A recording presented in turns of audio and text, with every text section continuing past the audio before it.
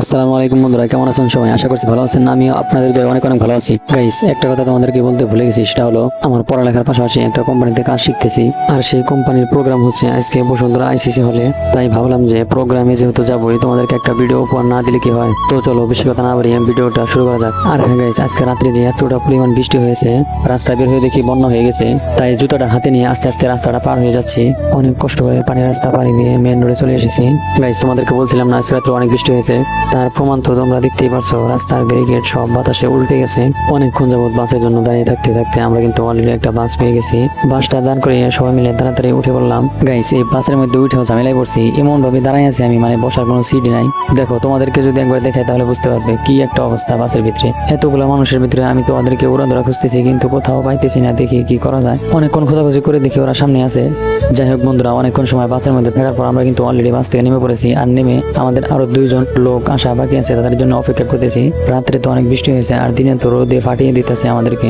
অনেকক্ষণ দাঁড়িয়ে থাকতে থাকতে ওরা কিন্তু অলরেডি চলে এসেছে। এখন আমাদের কাজ হচ্ছে রাস্তাটা পাড়ি দিয়ে ওই পারে যেতে হবে। তাই সবাই রাস্তা পাড়ি দেওয়ার জন্য প্রস্তুতি নিতেছে, আর আমি তো উড়াধুরা দৌড় মেরে দিলাম। যাই হোক গাইস, যেমনি হোক রাস্তাটা কিন্তু অনেক কষ্ট করে পাড়ি দিচ্ছি। রাস্তাটা পার হওয়ার পর আমাদের বড় ভাই মানবতা ফ্রিওয়ালা সবাইকে সেন্টার কোড দিচ্ছে, কারণ এখান থেকে আমাদের 10 মিনিটের মতো হেঁটে হেঁটে যেতে হবে। তাই বললো সবাই চালাইতে চালাইতে যাও। আমাদের সবাইকে দিছে, এখন ভাইয়ানি দিছে, তাই তার জন্য অপেক্ষা করতেছি আমরা। আর এই দিক দিয়ে দেখো সেন্টার ফুড পায় তো গাইস উড়াধুরা খাইতেছে। ওইখানে সেন্টার ফুড নিয়ে টাকা টুকা দিয়ে এখন কিন্তু বসুন্ধরা আইসিসি হলে যাওয়ার উদ্দেশ্যে রওনা দিয়েছি। গাই অনেকক্ষণ যাবত হাঁটতেছি, হাঁটতে হাঁটতে পা ব্যথা হয়ে যাচ্ছে, তাও কিন্তু হল বের হতেছে না। অলরেডি আমরা কিন্তু গেটের সামনে চলে এসেছি, দেখতে পাচ্ছ তোমরা। এখন আমাদের কাজ হচ্ছে আস্তে আস্তে সবাই ভিতরে ঢুকে যাবো। গাইস, আসছি তো দেরি করে, গেটে যতগুলো মানুষ দেখতেছি, না জানি ভিতরে কতগুলো মানুষ আছে। সবাই এক এক করে আস্তে আস্তে চলে আসতেছে। ও গাইস, ভিতরে ঢোকার সাথে সাথে দেখো ভিতরে ভিউটা কতটা সুন্দর। এই পাশে বেশি লোক দেখে আমরা এই দিক দিয়ে চলে যাচ্ছি।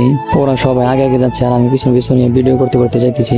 ও মা, ভিতরে যখন ঢুকলাম, ঢুকে দেখি মানুষের এই কি অবস্থা। গাইস, সাইডে যা পড়ে দেখলাম, উনি আমাদের সাথে বাসের মধ্যে ছিল। নাইমা যে উড়াধুরা দৌড়, উনি কিন্তু দৌড় পেরে অবশ্যই ভালো কাজ করছে, কারণ আমাদের সাথে একসাথে চলে আসলো। আর গাইস, আমরা তো উড়াধুরা সামনে দিক যাইতেছি, জানি না সামনে কি অবস্থা। পিছনে যে অবস্থা দেখতেছি, সামনে তো আমাদের তো আরো ভয়াবহ অবস্থা। আর হ্যাঁ গাইস, ভিতরে যাওয়ার আরেকটি উদ্দেশ্য হলো আমাদেরকে স্যারের সাথে দেখা করতে হবে। দেন সে তারপর আমাদেরকে সিদ্ধান্ত দেবে কোন সময় ঢুকতে হবে ভিতরে। তারপর তার সাথে দেখা করলাম, সে বললো সবাইকে লাইনে দাঁড়াতে। তাই আমরা সবাই লাইনে দাঁড়াইছি। আর এই দিক দিয়ে আমাকে কিন্তু একটা কার্ড দিয়ে দিচ্ছে, দেখতে পাচ্ছ তোমরা। জানি না আজকে আমাদেরকে কতক্ষণ এই জায়গায় দাঁড়িয়ে থাকতে হবে, কারণ আসার পরে সিরিয়ালে দাঁড়াইছি। আর এখন দেখো আমাদের সামনে কতগুলো লোক দাঁড়িয়ে আছে। যাই হোক না কেন গাইস, আমাদের কিন্তু সব বিপদ পাড়ি দিয়ে ভিতরে ঢুকতে হবে। অনেকক্ষণ যাবত দাঁড়িয়ে আছি গাইস, বলতেছি আর কতক্ষণ দাঁড়িয়ে থাকবো। বলতে বলতে সামনের দিক তাকিয়ে দেখি যে লাভ দিয়ে গেটের সামনে এসে টিকিট দেখাইতেছি। ভিতরে ঢোকানোর জন্য আমার হাত থেকে টিকিটটা নিল, নিয়ে তারা টিকিটটা ছিঁড়ে রেখে দিল এবং হাতে আরো 2টা কাগজ ধরিয়ে দিল।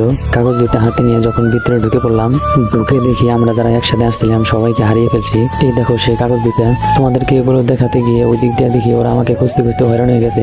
তাই তাড়াতাড়ি করে ওইখানে গিয়ে সবাই একসাথে বসে পড়লাম। আমরা বসতে না বসতেই একজনে কোরআন তেলাওয়াত করলো, তারপর সবাই মিলে জাতীয় সঙ্গীত পাঠ করলো। জাতীয় সঙ্গীত শেষ করে যখন সেলিব্রিটিদের নাম ঘোষণা শুরু করলো, তখন গাইস খুবই খারাপ লাগছিল। তাই কিছুক্ষণের জন্য ভিডিও করা বন্ধ করে দিয়েছিলাম। যেহেতু গাইস আমাদের প্রোগ্রামটা 11টা বাজে শুরু হয়েছিল, আর 2 ঘন্টা পরে লাঞ্চের টাইম হয়ে যায়। যেহেতু গাইস 4-5 হাজার মানুষ, এতগুলা মানুষকে লাঞ্চ করানো সম্ভব না, তাই কিছু নাস্তা পানির ব্যবস্থা করেছে। যাই হোক গাইস, এতগুলা মানুষের ভিতরে যে নাস্তা দিতেছে, এটাই তো অনেক শুকরিয়া। নাস্তার কথা বলতে বলতে অলরেডি কিন্তু আমার সামনে চলে এসেছে। আর আমি বসে বসে ভাবতেছি সবাইকে দিতেছে, আমাকে দিতেছে না কেন। এইদিকে আমি আমার ঠোঁট মোট কামড়ায় শেষ দিয়েছি খাওয়ার জন্য, এখন দেখি ওই জায়গায় দিতেছে। যাই হোক গাইস, একজন দেখে আমার এদিকে আসছে, এখন হয়তো আমাকে দিবে। অনেকক্ষণ সাধনা করার পর আমি কিন্তু অলরেডি পেয়ে গেছি। এই দিক দিয়ে আমি দোয়া খায়ের করতেছি, আর ওই দিক দিয়ে দেখি ওদের হাতে হাতে দিয়ে দিচ্ছে। তারপর একটা পানি দিয়ে দিল। খাবারের প্যাকেটটা অনেকক্ষণ ধরে খোলার চেষ্টা করতেছি, কিন্তু পারতেছি না। তারপর আমার বন্ধু আমাকে হেল্প করলো, খুলে দেখি একটা কেক, একটা সিঙ্গারা আর একটা রুটির মতো কি জানি ছিল। গাইস, খাবারের সময় বেশি কথা বলা যাবে না, চুপচাপ খেতে হবে। দাঁড়াও, আরেকটা জিনিস তোমাদেরকে দেখাই। সেটা হলো এই দিক দিয়ে ওরা উড়াধুরা খাইতেছে, আর আমি তোমাদের সাথে কথা বলতেছি, তাহলে আমার লস না, তাই বললাম।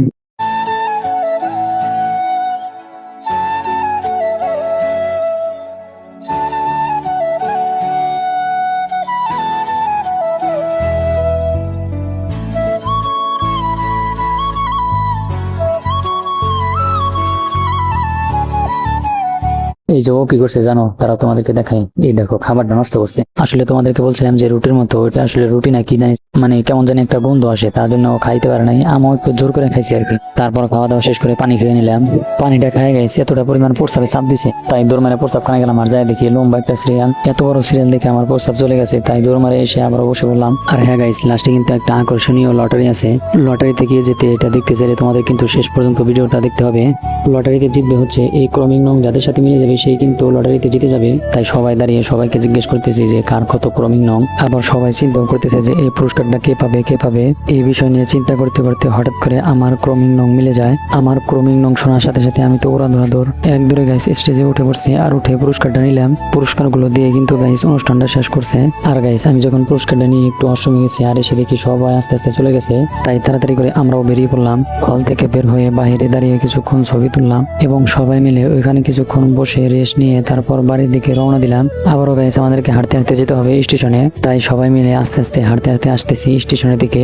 অলরেডি আমি কিন্তু গাইস স্টেশনে এসে বাসের মধ্যে উঠে পড়েছি, দেখতে পাচ্ছ তোমরা। তো সারাদিন হলের মধ্যে অনেক মানুষের ভিতরে বসে আছিলাম, এখনো বাসে বসে বসে বাসায় আসতে হবে। তাই শরীরটা খুবই ক্লান্ত লাগতেছে। সবাই ভালো থাকবে, সুস্থ থাকবে, আল্লাহ হাফেজ।